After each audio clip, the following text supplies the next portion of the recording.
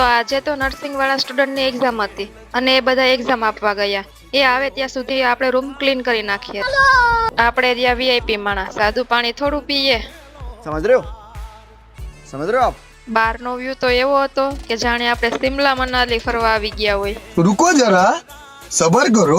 થોડી વારમાં જ બધા મહાનુભાવો આવી ગયા. આ બધા જ ટૂંક સમયમાં તમને હોસ્પિટલમાં જોવા મળવાના છે, તો તમે બધા ચહેરા નોટ કરી લેજો.